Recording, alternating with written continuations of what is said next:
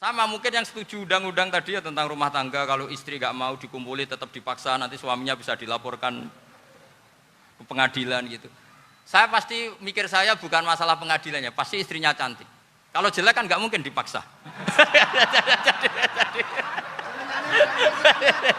Ini ketularan.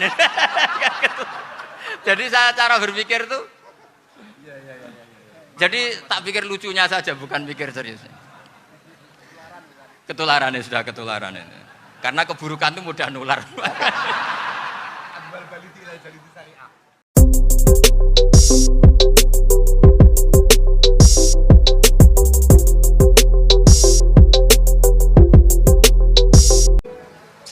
Assalamualaikum warahmatullahi wabarakatuh.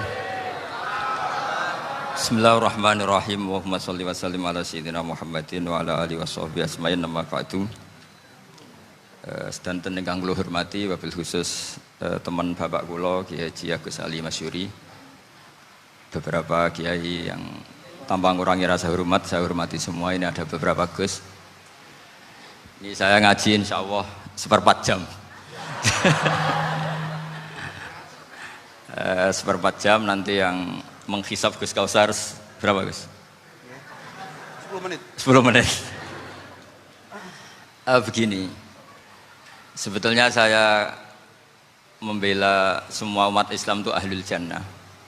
Karena saya ini ibarat marketing. Kalau orang Kristiani itu kan setiap orang mati sudah tenang bersama Bapak di surga. Jadi kampanye itu menarik sekali. Sementara kita sudah kiai, sudah imam masjid, sudah ulama, masih saja dikhawatirkan su'ul khotimah. Ini kalau kampanye ini tidak imbang, ini nanti saya takut kalah. Makanya saya bilang pokoknya semua orang mukmin itu ahlul jannah. Karena memang asli hadisnya seperti itu, man qala la ilaha illallah dakhalal jannah. Bahwa kemudian ada beberapa kiai yang mungkin wataknya itu pesimis, kemudian bikin sekian aturan-aturan yang sebetulnya itu cerminan dari pesimisnya, terus akan-akan masuk surga itu susahnya bukan main. Nah itu saya tidak setuju, karena tadi pasti kalah dengan kampanye sebelah yang setiap orang mati dibilang sudah tenang bersama Bapak apa? Di surga. Jadi ini penting. Terus kedua saya bilang agama ini sudah begitu baik. Masa kunci surga sudah dibocorkan, miftahul jannah la ilaha illallah. Masa sudah pegang kuncinya nggak jadi masuk surga, itu kan aneh. Ya sudah masuk saja, tapi tidak usah minta bantuan saya, masuk aja, kan sudah pegang kuncinya. Terus ketiga, kenangan terburuk saya ketika jadi kiai itu gini, saya ada beberapa guru SD datang ke saya. Ini agak-agak masalah besar. Gus, boleh nggak buka ujian nasional yang masih disegel? Semua guru bilang nggak boleh, itu kriminal kan. Ada satu guru yang bikin analogi agak kacau. Boleh saja. Wong ujian di kuburan saja dibocorkan para kiai nggak apa-apa. Itu.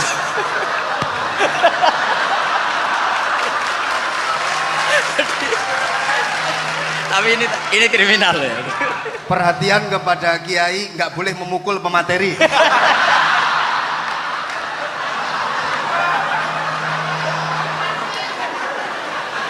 Jadi tentu itu analogi yang salah kan.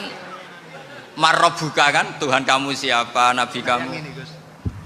Tuhan kamu siapa, nabi kamu siapa, imam kamu siapa. Ini kan sudah dibocorkan oleh para kiai. Artinya apa? Nak raiso jawab kebablasan gitu. Terus guru ini berpikir kalau ujian akhirat sekrusial itu saja bisa dibocorkan, kenapa ujian nasional tidak boleh? Tentu ini kias yang salah, saya tidak ngajari seperti itu. Tapi saya ngajari ke kalian betapa mudahnya masuk surga. Kunci jawaban sudah dikasih, kunci pintu masuk sudah dikasih. Kok sampai tidak masuk, ini kebablasan.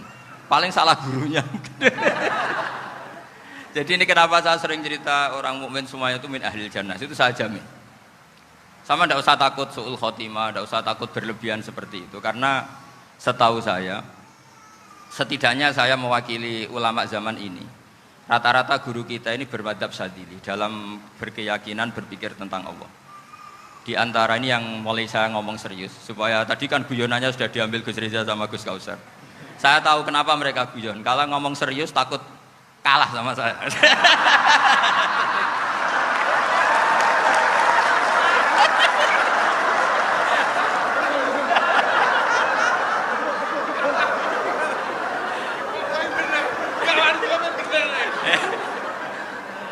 Karena saya ini sudah terkenal pemikir serius, jadi artinya itu satu kepintaran mengalihkan. Ya, oh ya, sudah itu satu kecerdasan. Tidak hanya ngalim tapi butuh cerdas. Betul cerdas. Jadi itu bukti beliau-beliau ini cerdas itu. Saya berpikir begini, ini madhab Sadili. Kita semua tentu Sadili karena kita semua ngaji kitab Hikam. Kita tahu kitab Hikam itu muridnya Abul Abbas Al-Mursi. Abul Abbas Al-Mursi muridnya Syekh Abil Hasan apa? Asy-Syadzili. Saya masih ingat betul makalah itu dan saya ulang-ulang. Setiap saya ngajar di sarang saya ajarkan itu. Kilali kata Abul Hasan Asy-Syadzili, saya pernah dapat hatif, dapat semacam ilham. Apa makna min syarril waswasil khannas? Itu kata beliau dijawab oleh hatif itu. Hatif itu nggak perlu diterjemah tadi ada karena tadi diajarin itu. Apa yang dihidupkan itu nggak perlu dijelaskan. kata hatif tadi, waswasun yadkhulu bainaka wa baina habibika. Yunsika altofahu alhasanah wa yudzakiruka af'alaka asai'ah wa yukassiru indaka dzatas shimal wa yuqallilu indaka dzatal yamin liya'dila bika an husnidzanni billah ila su'idzanni billah. Jadi yang dikatakan waswas adalah kamu digiring untuk hanya ingat sisi-sisi kamu yang negatif, dilupakan bahwa Anda punya sisi-sisi yang positif. Misalnya seperti ini, mungkin secara fikih tadi banser-banser tegas, wah ini masalah lelaki perempuan dipisahkan gini-gini. Tapi kenapa Ghazali bilang ya sudah gini gak apa-apa. Sebetulnya ada rukhsah itu karena ini di depan umum. Yang paling pantangan Nabi itu la yakhluwanna rajulun bimra'atin. Ini ada yang menjaminnya gitu. Malah khawatir saya di sini dipisah tapi setelah berduaan nggak bisa. Jadi toleransinya karena ini di depan umum. Itu masih ada toleransinya. La yakhluwanna rajulun bimra'atin. Begitu juga ketika kita dosa, misalnya kita dosa. Orang Islam setiap dosa itu pasti ingat salahnya, terus kemudian istighfar. Dan ketika satu kebaikan dibandingkan keburukan, itu kata semua ulama, karena sayi'ah itu bernilai 1, kebaikan bernilai apa? 10. Itu masih surplus berapa? 9. Jadi itu cara berpikir Abul Hasan Asy-Syadzili. Kenapa kamu harus berpikir positif tentang Tuhan? Sekali berpikir tentang negatif, itu bahaya betul. Misalnya begini, kamu berpikir tak rewangi jadi kiai, sujud, rukuk, ternyata aku tetap mlebu neraka. Gunane apa?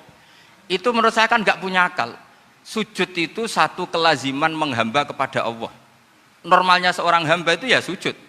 Kemudian gara-gara kamu ingin masuk surga, terus logika kamu dibalik. Gunanya apa saya sujud? Ternyata saya masuk neraka. Itu pertanyaan yang benar-benar bodoh dan itu menjadikan Allah benci. Logikanya dibalik begini. Ini saya ngomong serius karena ini bentuk kemenangan saya ini bentuk kemenangan saya. Saya berkali-kali ngomong di kota pelajar di Jogja karena banyak pengujinya juga. Bukan sekedar pendamping tapi penguji. Banyak yang profesor, bukan sekedar dokter, banyak yang profesor. Jadi biar ini dok. Begini. Saya pernah ditanya sama seorang dosen, Gus, saya ini ngaji hadis banyak, tapi ada yang saya tidak paham, yaitu mangqala la ilaha illallah dakhalal jannah, ada kalimat wa in zana wa in saraka. Meskipun pernah zina, pernah maling. Ini kan seakan-akan mentoleransi perzinaan dan pemalingan. Terus saya bilang, oh makna hadis itu seperti ini. Jadi kebenaran absolut, kebenaran yang mutlak itu tidak akan terganggu oleh status perilaku seseorang. Saya berkali-kali memberi contoh. Orang yang ditangkap KPK akan bilang 1 tambah 1 2. KPK-nya juga bilang 2. Rivalitas dalam politik, Pak Prabowo ya bilang 2, Pak Jokowi juga bilang 2. Orang yang zaniyah, yang lonte pun akan bilang 2. Muftinya juga bilang 2. Ketua MUI-nya juga bilang 2. Artinya gini, kebenaran yang absolut adalah kebenaran yang siapapun akan meyakini seperti itu. Seperti 1 ditambah 1 2. Kamu punya musuh bilang 2. Kalau ibu-ibu ini punya maru ya marunya bilang 2 tadi tambah mama. Enggak tahu saya terjemahnya apa tadi. Nah, kebenaran yang absolut itu kebenaran yang siapapun pasti mengakui. Dan uniknya begini, saya pernah ngaji acara himmah, acara pondok sarang di Demak. Kalau kamu bilang 1 ditambah 1 menjadi 2, untuk mengatakan 2 itu kamu butuh hadiah enggak? Mereka semua jawab enggak. Kita semua enjoy saja mengatakan tembok itu putih. Kenapa? Karena memang putih. Kita mengatakan 1 tambah 1 2 karena memang kita tanpa presentasi dapat hadiah, dapat penghormatan. Kenapa untuk mengatakan Allah itu Tuhan, kita butuh surga? Memangnya kalau tidak ada surga, Allah tidak jadi Tuhan? Ini problem orang soleh-soleh yang terlalu pesimis. Makanya nanti orang-orang soleh itu masuk surganya berat. Tapi kalau orang alim lebih gampang kira-kira seperti itu. Iya, karena kan imannya lebih bagus. Dalam hadis qudsi, Allah ini yang dibuli orang-orang soleh. Laulam akhluk jannatan wala naron alam akun ahlan an uto'a, dalam hadis qudsi itu. Kalau saja saya tidak menciptakan surga dan neraka, apa saya tidak jadi Tuhan yang perlu ditaati? Apa kalau kamu tidak saya kasih uang 1 juta terus bilang 1 tambah 1 11? Enggak kan? Tetap bilang berapa? 2. Kalau kebenaran absolut yang 1 tambah 1 kamu bilang 2 meskipun tanpa mendapat hadiah. Kenapa untuk bilang Allah Tuhan kamu butuh hadiah surga? Itu kan serah ikhlas belas. Makanya saya terus mengajarkan ikhlas. Ikhlas itu bisa dilatih dengan akal, dengan pikiran, bil ilmi lah. Harus dilatih. Nah di sini ini momen atau makna yang mestinya harus difahami wa inzana, bahwa kalimat ini sah meskipun dilafatkan seorang yang pernah zina. Sama seperti 1 tambah 1 2 sah, diucapkan siapa saja sah. Dan siapapun akan mengucapkan itu secara ikhlas. Ini penting saya utarakan. Sehingga setelah ada firqah-firqah takfiri yang mengatakan orang megang keris itu syirik, ke kuburan syirik, ini syirik. Itu salah besar. Salahnya adalah tadi kalimat-kalimat atau kebenaran-kebenaran absolut ini sudah jadi sibghatullah man ahsanu minallahi sibghah. Kalimat ini begitu absolut di hatinya orang mukmin. Sehingga ketika terganggu oleh hal-hal yang adat istiadat kayak pegang keris, kayak apa, ini tidak mengganggu. Tetap kualitas iman ini di atas keyakinan adat membawa apa keris. Kalau orang membawa keris menjadi syirik karena percaya sama makhluk. Orang misalnya kejawen kalau nggak bawa keris nggak nyaman. Orang kota itu kalau nggak bawa ATM juga nggak nyaman. Itu tidak dihukumi syirik. Kamu pergi lupa bawa HP nyaman enggak? Enggak, kenapa enggak dihukumi syirik?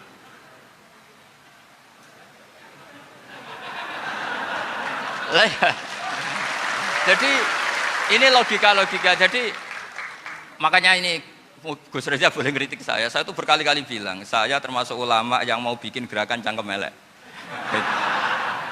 Karena nanti kalau saya nisbatkan ke Rasulullah itu tidak pantas, karena Nabi ahsanan nasi khalqaw wa khuluqa. Tapi saya siap jadi bempernya Rasulullah Shallallahu Alaihi Wasallam. Pernah ada diskusi di Jakarta, ini kisah nyata. Apa dalilnya setelah sholat salaman? Mana hadisnya? Itu dijawab hadisnya tentu kita kesulitan. Kalaupun ada hadisnya dhaif semua yang masalah musafahan. Akhirnya mau tidak mau dijawab pakai cangkem elek. Boleh enggak kamu setelah salam nyalain HP yang off?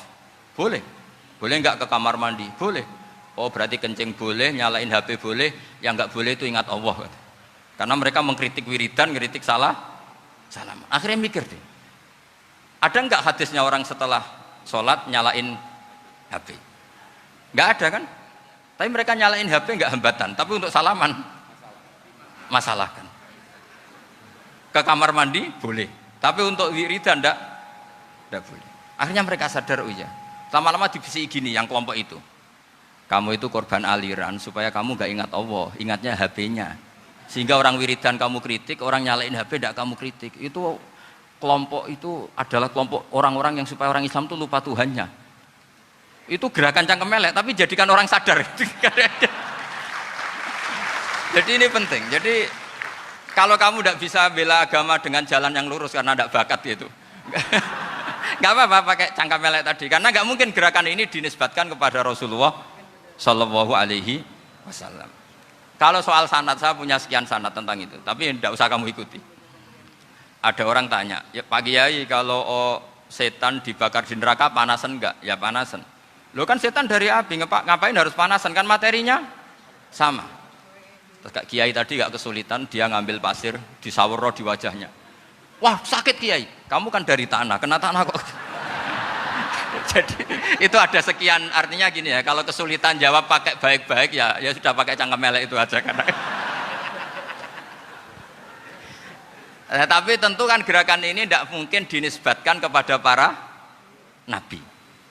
Tapi saya pastikan meskipun nggak bisa dinisbatkan kepada para nabi dari segi cangkem elek tadi, tapi secara semangat itu sama. Saya punya sekian contoh. Bener Gus Riza tadi gojok saya sengawur-ngawurnya itu masih punya sanad. Itu pas saya ngawur pun masih punya apa? Sanad. Nabi Ibrahim itu ketika faja'alahum juzatan illa kabirallahum itu si berhala paling besar dikasih kapak. Ketika mereka geger, ini siapa yang berhala-berhala kecil? Kata mereka, sami'na fata yadhkuruhum yuqalu lahu Ibrahim. Ya kira-kira Ibrahim lah gitu. Terus setelah Ibrahim didatangkan, siapa yang melakukan ini semua? Ini jawaban Nabi Ibrahim, bal fa'alahu kabiruhum hadza. Ya tanya yang bawa pedal, saya kan tidak bawa. Terus kata orang-orang, otak kamu itu di mana? Masa berhala disuruh nanya, kan nggak bisa ngomong. Ibrahim kembalikan, uffil lakum walima ta'buduna min dunillah. Lalu otak kamu di mana? Sudah tahu nggak bisa ngomong kok disembah gitu. Itu ada kata uffin loh. Uffin itu kalau diterjemah kira-kira ya agak-agak jancuk gitu. Kira-kira ya kira-kira seperti itu. Jadi Sekarang dalilnya jancuk apa Gus? Bahkan juga biasa kalau misalnya saya kira sudah gimana? Jancuk itu dari daksu, dak tinggalkanlah suan perkara sing elek. Krono ilate wong Surabaya kakean rawon, akhirnya ngomongnya jancuk.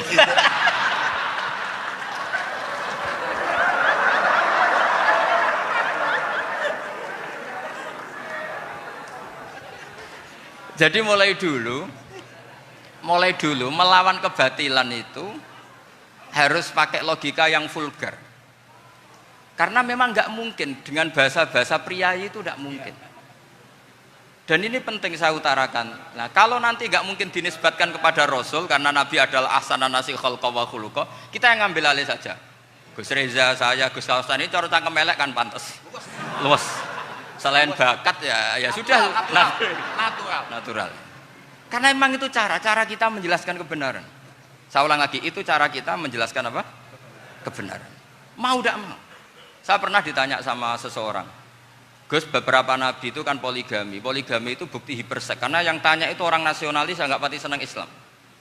Terus tak balik tanya, perempuan itu makhluk lemah enggak? Ya lemah. Kalau nolong lama satu itu gimana? Ya baik. Kenapa nolong dua jadi tidak baik? Harusnya kalau nolong tiga tidak baik. Tapi saya tidak dukung poligami. Ini cerita saya. Setidaknya mereka jadi ingat. Saya itu pernah ditanya agak-agak orang ateis. Dia benci Islam tapi neliti Islam. Pertanyaan kedua, kenapa dalam perang itu seakan-akan Nabi itu perampok? Hartanya orang kafir disita kemudian menjadi ghanimah. Itu kan kayak ngerampok. Terus saya tanya gini, kalau ada penjahat ke rumah kamu, kemudian pakai senjata api, setelah kamu ringkus, itu senjata api kamu kembalikan apa kamu sita? Oh ya saya sita, kalau tak kembalikan dipakai ngerampok lagi. Ya sama seperti itu, kalau kekuatan mereka dikembalikan, akan dipakai kekuatan mereka lagi. Jadi, ya lagi-lagi ini kemenangan orang serius. Karena nanti guyonnya sudah dintekno sama Gus Safa sama Gus Riza. Nah, kenapa saya ngajar begitu rileks, begitu santai? Karena pikiran saya sederhana. Fa innal uqula muttarratun ila qabilil haq. Akal sehat pasti dipaksa menerima apa? Kebenaran. Sehingga kebenaran itu tidak usah kamu ngomongkan secara serius, tidak perlu. Kebenaran itu mudah diterima. Saya itu pernah ngaji berkali-kali di Jogja di mana-mana sampai ada buku seorang dokter nulis tesisnya itu bangga lagi menjadi muslim setelah ngaji saya itu. Karena saya menerangkan itu ringan. Orang Islam itu harus mencintai Allah. Ciri utama cinta itu tidak tegang, rileks. Saya bilang begini, kalau kamu pernah 1 tahun digratisi orang rumah, makanan, kamu kira-kira itu mudah nggak mencintai orang yang berjasa sama kamu minjemin rumah dan ngasih makan gratis? Mudah kan? Apalagi kita ini mudah mencintai orang yang minjemin mobil 1 tahun, ngasih rumah 1 tahun, apalagi selamanya. Kenapa kita tidak mudah mencintai Allah yang memberi kita bumi, air, oksigen, semuanya kita dikasih Allah? Akhirnya mereka mikir, wong mencintai seseorang yang ngasih dalam durasi 1 tahun saja mudah, apalagi mencintai Allah yang ngasih kita tanpa batas. Itu disebut walladzina amanu asyaddu hubbal lillah. Orang mukmin itu mudah sekali mencintai Allah. Caranya dilatih tadi. Kita mudah mencintai orang yang berjasa sama kita. Kenapa tidak mudah mencintai Allah yang tentu jasanya lebih besar? Nah, karena akhir-akhir ini banyak orang yang terlalu nazir, terlalu kata Nabi kan basyiru walatu nafiru yasiru walatu as siru. Sehingga saya bikin gerakan. Pokoknya semua orang mukmin pasti masuk surga. Nanti soal ada kesalahan-kesalahan kecil yang menjadikan orang su'ul khotimah itu sifatnya kehati-hatian. Jangan menjadi hukum. Hati-hati itu tidak menjadi hukum. Kalau kamu nyupir hati-hati itu bukan berarti pasti kecelakaan, enggak. Hati-hati itu ya hati-hati saja, tidak menjadi hukum. Ini penting saya utarakan karena kubu sebelah kampanyenya sudah tadi, setiap mati mesti tenang bersama Bapak di surga. Sementara kita mau kampanye, kamu sholat tidak mesti diterima, haji tidak mesti diterima, jadi kiai tidak mesti masuk surga. Coba kalau kita kampanye gitu terus, yang mau jadi muslim itu siapa? Jadi ini sudah tak perhitungkan matang-matang, saya milih macam seperti itu.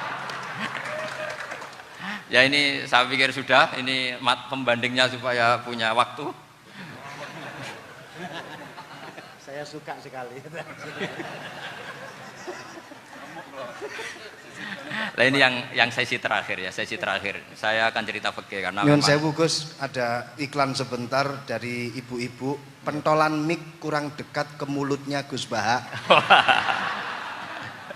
Sehingga suaranya tidak terdengar sampai ke belakang. Oh, gitu, pentolannya didekatkan Gus ke gitu. mulutnya. Ini kalau ngomong konotasinya itu mesti nyerempet. Sudah apa ya? Sudah ahlinya di situ. Ya malah ada di situ.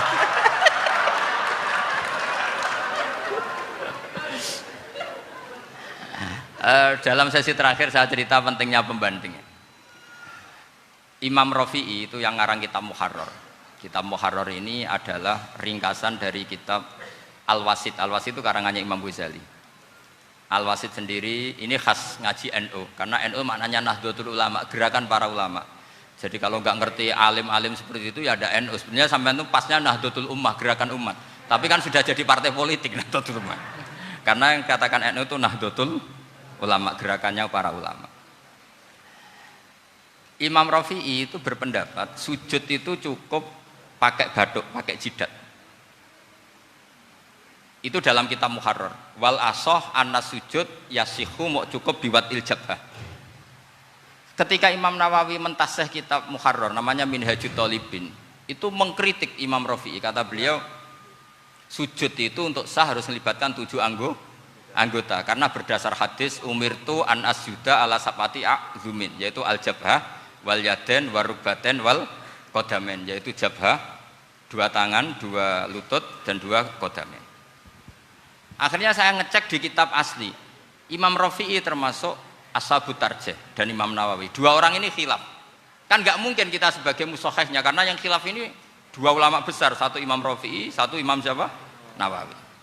Kita tidak bisa hanya ngikuti Fathul Mu'in yang mengatakan idzakhtalafan Nawawi war Rafi'u kudiman Nawawi, tidak bisa, karena Imam Nawawi ini sering nginduk sama kitabnya Imam Rafi'i karena senior Imam Rafi'i. Setelah saya cek di kitab kitab asli Mamba ya, satu sumbernya semua mazhab apa? Syafi'i. Ternyata Imam Syafi'i nak ngedikan hanya begini. Wa uhibbu, saya suka setiap orang Islam sujud itu melibatkan 7 anggota karena itu aman, pasti sah. Tapi wayah tamilu kata beliau, tapi mungkin saja sujud hanya watul jabah itu sah. Kenapa kata Imam Syafi'i? Liqaulihi sallallahu alaihi wasallam atau li du'aihi apa sallallahu alaihi wasallam fi sujud sajadalaka wajhi wa sam'i wa basari. Nabi ketika sujud itu hanya berdoa, ya Allah sujud kepada engkau wajhi wa sam'i wa basari. Nabi tidak menyebut wayadi warubati wa qadam. Sehingga saya berkali-kali bener kata Gus, saya ini pembela umat sing sujude 7 anggota ya tak lem, pantes dadi Rais Suriah. Itu. Yang sujudnya batuk tok ya tetap sah ngikuti mazhabnya Imam Rafi'i. Meskipun itu tidak saya anjurkan. Tentu tidak saya anjurkan. Alasannya Imam Syafi'i tadi, Rasulullah pernah berdoa dengan kata-kata sajadalaka wajhi, bukan diteruskan wayadi warubati wakoda. Sehingga fal khilaf huna bakin ala khiddati kalau dalam bahasa fikih. Khilaf biar tetap sesuai aturan khilaf masing-masing. Enggak perlu kamu menggugurkan pendapat Rafi'i yang mengesahkan sujud hanya pakai jabah. Ini penting karena tadi seperti saya katakan, yang sujud anggota pitu ya masuk swarga mergo pintere, sing nganggo bathuk tok yang mlebu swarga mergo gobloke tadi, karena aksaru ahlil jannah al-bulhu. Nah ini madhab saya. Jadi saya itu ingin umat Islam itu baik-baik saja. Iya betul. Madhabin jenengan. Ya. Karena enggak Karena tidak mungkin lah kita tidak bela Islam di zaman akhir, tidak mungkin, karena di kubu sebelah kampanyenya sudah seperti itu. Kalau kita ngomong ikhtiyat, kiai ra mesti mlebu swarga, sing salat ngethuk ra mesti husnul khotimah, wah akan jadi repot. Saya ini pengagum teori ikhlas, dilatih bil ilmi, saya ulang lagi, dilatih bil ilmi. Saya ini malunya tadi, saya mengatakan 1 tambah 1 2, itu meskipun tidak ada yang memberi hadiah, tetap saya katakan 2. Saya mengatakan air itu dingin, tidak ada yang ngasih hadiah, saya akan bilang kalau air itu dingin, kalau api itu panas. Untuk hakikat-hakikat seperti itu saja saya jujur tanpa ingin imbalan. Tapi ketika hakikat mengenai Allah kok saya minta imbalan surga dan neraka, ini apa-apaan? Kira-kira gitulah, Rois Suriah macam apa gitu.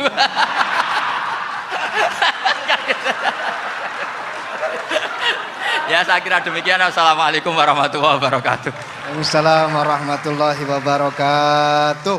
Alhamdulillah. Baru kali ini ada seminar yang dikritik terus sama pemateri itu pendampingnya. Mestinya pembandingnya. Tapi luar biasa para milenial semuanya, Masya Allah, terlihat wajah-wajah surga di majelis ini. Walaupun toh yang hadir tidak semuanya milenial, ada post milenial juga di sini. Ada yang Gus dan juga ada yang Kiai. Kalau Gus biasanya kan masih bisa tolah-toleh, kalau Kiai harus fokus. Tapi yang paling fleksibel di PWNU Jawa Timur, yang paling enak itu adalah beliau, Kiai Haji Agus Ali Mazhuri. Enaknya pripun? Dadi kiai ya iso, dadi Gus ya iso. Itu posisinya paling enak di antara pengurus-pengurus yang lain. Tepuk tangan untuk beliau, enggak apa-apa. Langsung saya buka pertanyaan. Yang ditanya 2 orang, jangan pendampingnya. Yang ditanya 2 orang. Kalau enggak Gus Baha, Gus Kausar. Saya hitung sampai 10, nggak ada pertanyaan, kita tutup dengan doa. 1, 10. Ada yang 2 mawon nggih, pertanyaannya 2. 1, monggo. Yang perempuan, saya ingin yang perempuan, monggo. Sudah 2, silakan.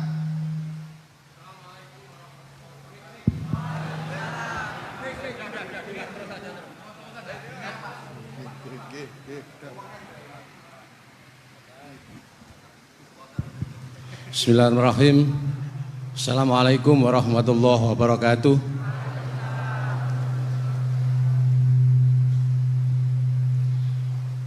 Yang saya ingin tanyakan kepada Gus Baha, saya itu sering ngaji lewat YouTube panjenengan Gus.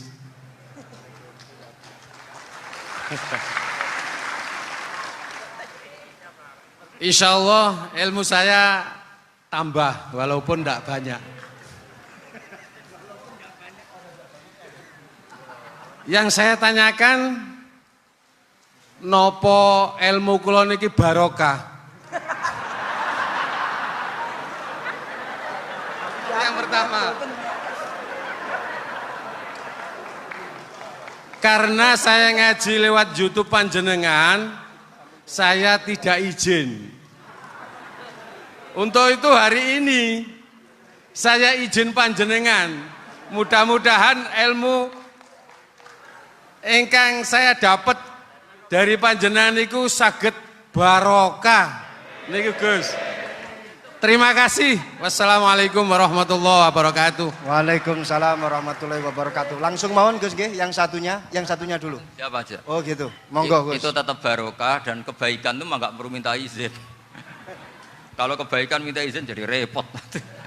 Jadi kalau dalam kitab fikih disebut iktifaan bil idzni syar'i, karena syara akan selalu memberi izin sama kebaikan. Itu udah hanya masalah YouTube sampean. Tadi melihat wajah Gus Ali ibadah, pamit dulu.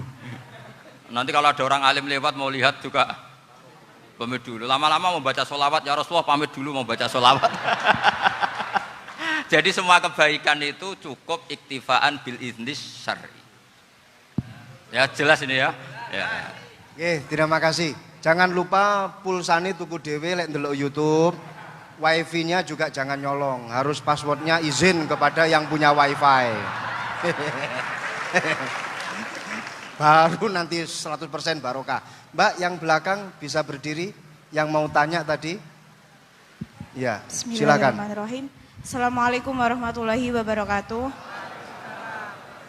Mohon izin Yai Gus, saya di sini mau tanya, selain sebagai pelajar santri, saya juga sebagai seorang mahasiswi di salah satu universitas di Surabaya. Yang saya tanyakan sebagai pemuda milenial, kita semua tahu bagaimana keadaan demokrasi negara Indonesia saat ini. Yang saya tanyakan, bentuk dari hubul waton minal iman. Hubul waton di sini, bolehkah saya sebagai seorang mahasiswi menyuarakan pendapat saya, berjuang bentuk ijtihad demi keadilan berupa demonstrasi?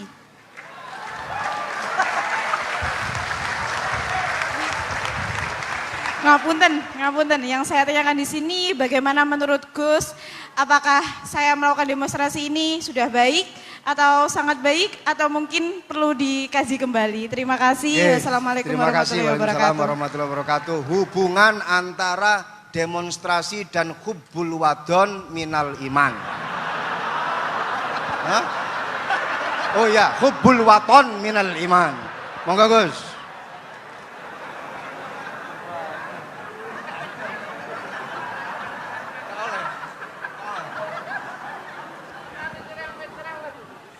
Ini benar-benar ahli loh aku.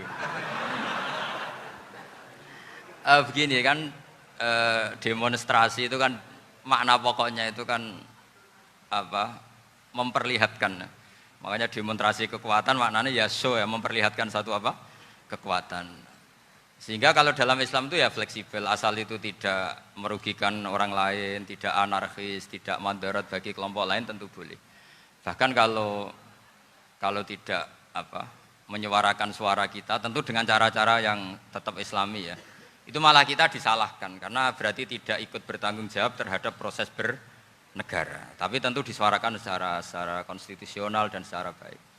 Kemarin pas demo di Jogja yang rame itu masalah rancangan KUHP itu, rektor UI juga ketemu saya, pamit Gus mau demo ya tapi yang baik dan sopan karena begini ya, di Quran itu ada ayat walau la daf'uhinna safa'atuhum bi ba'dil fasadatil ard. Jadi kekuatan manapun itu harus dikontrol. Tentu kontrol itu macam-macam. Tapi tentu saya ulang lagi, jangan anarkis, jangan melakukan sesuatu yang kontraproduktif. Jadi menurut saya pernah ditanya, Gus kalau pemerintah itu didukung 90% rakyatnya bagus enggak? Ya bagus, berarti presidennya hebat, didukung mayoritas rakyat. Kalau hanya 55 ya bagus. Presidennya biar tahu, biar hati-hati karena dipilih separuh lebih sedikit gitu. Lah kok bagus semua? Ya emang harapan kita sama Allah semuanya baik semua kata saya gitu. Jadi susahnya apa sih kita melihat sesuatu itu, asal agama ini kan gampang, asal tidak maksiat itu baik. Asal gak maksiat itu baik. Makhuyira Rasulullah bina amroini lakhtaro aisarohuma malam yakun isman.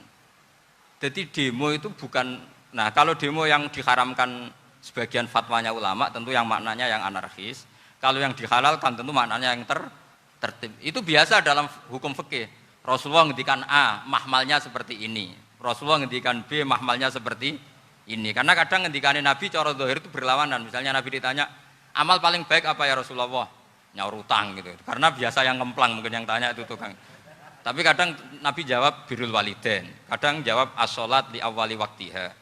Karena penanyanya ini beda. Nggak tahu sholat. Gimana? Cinta pun nggak tahu sholat. Ya, cinta kok ora tahu sholat kata beliau.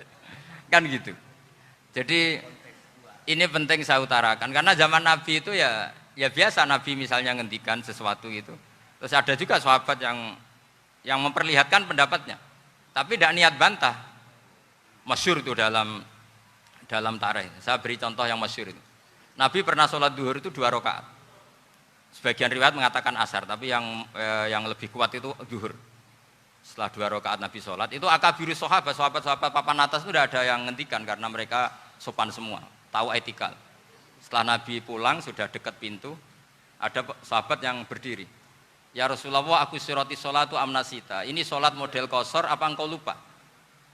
Tapi sahabat yang nggak tanya, ini niatnya malah lebih agak-agak buruk.